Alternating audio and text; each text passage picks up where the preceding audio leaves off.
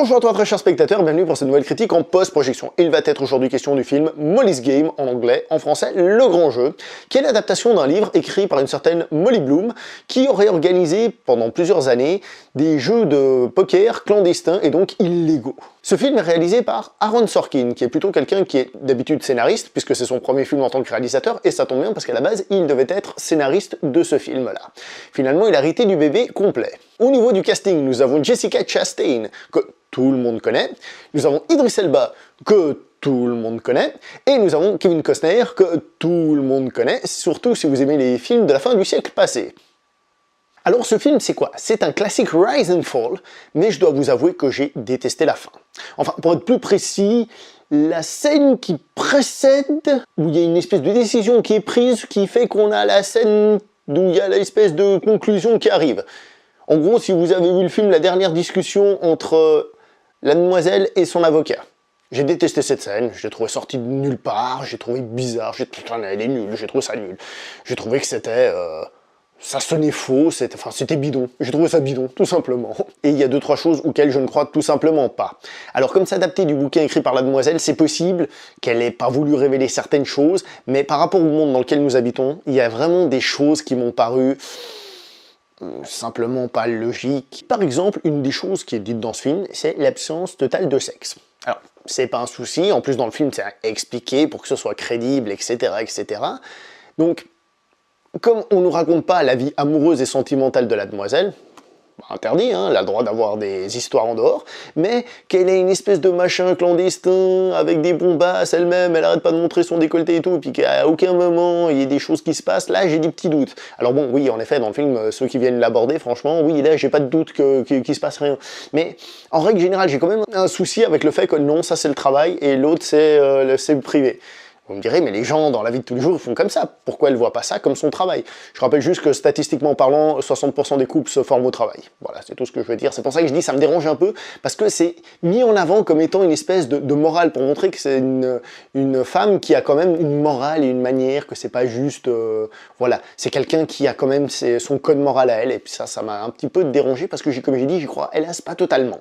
Désolé. Donc ce film parle de parties de poker clandestines à Hollywood. Ce qui veut dire que beaucoup de personnes qui ont participé à ces parties sont des acteurs, des producteurs, des réalisateurs, enfin bref, des gens du milieu. Alors faire un film hollywoodien dans lequel on risque de foutre la merde chez des personnes d'Hollywood, c'est couillu et ça risque de pas passer. Et ça tombe bien parce que le film il est pas couillu du tout.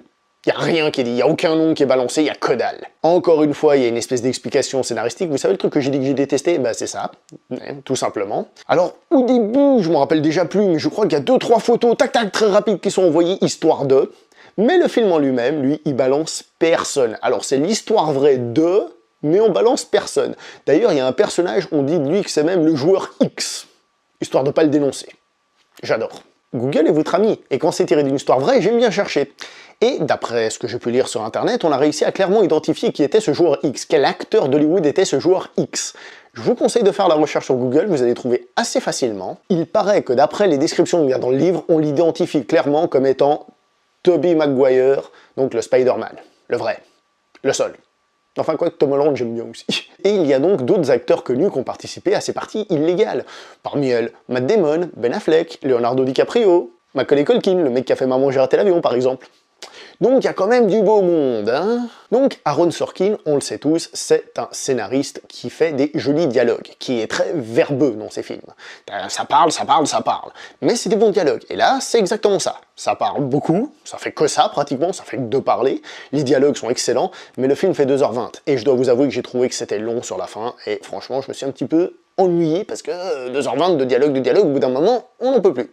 Si vous avez vu le film Jobs, que lui par contre j'avais apprécié parce qu'il avait un côté presque pièce de théâtre, un peu comme ça, bah là ici c'est pas trop le cas, j'ai trouvé ça long et chiant. Mais au moins vous avez une idée avec Jobs de ce que c'est qu'un film où ça parle beaucoup. Si Idris Elba a trop la classe dans ce film, il a un tout petit rôle, il apparaît pas très longtemps dans le film, c'est bien dommage. Kevin Costner c'est pareil, la classe en moins, dans le sens où il apparaît pas beaucoup, c'est ça ce que je veux dire. Donc, tout repose sur les épaules, et j'ai envie de dire sur le décolleté, de Jessica Chastain. D'accord? Mais comme elle a déjà prouvé plusieurs fois que c'était une superbe actrice, eh bien il n'y a aucun problème, parce qu'encore une fois, elle joue très bien, et elle peut parfaitement tenir un film sur ses épaules, il n'y a aucun souci. Dans ce genre de film, on a souvent quelques passages clipesques, surtout quand on parle de poker, il a telle carte, machin, vous savez, un peu comme dans les émissions de télé où on nous met les cartes et des trucs comme ça. Donc il y a quelques passages comme ça un peu clipesques, et c'est tant mieux, ça dynamise. Mais à part ces quelques petits passages, la réalisation en elle-même est un petit peu plate, j'ai trouvé, c'est un peu du passe-partout. C'est un petit peu dommage, mais il faut pas oublier que c'est aussi la première réalisation du monsieur, donc peut-être qu'il va s'améliorer. Mais pour une première réalisation, ça manque un peu de peps pour ce genre de film, où justement, on doit nous embarquer un peu dans une histoire un peu fofolle et tout, bah là, ça manque de peps. Et c'est long, et ça parle. Alors, est-ce que j'ai aimé ce film? J'ai pas adoré, mais j'ai plutôt apprécié, franchement, je peux pas dire que c'est un mauvais film. Est-ce que je le recommande? Ouais, pourquoi pas.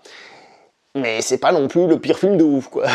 Dans la publicité, il comparait ce film au Loup de Wall Street en disant que c'était le Loup de Wall Street au féminin. Bah par exemple, par rapport au Loup de Wall Street, ça manque clairement d'énergie, de souffle.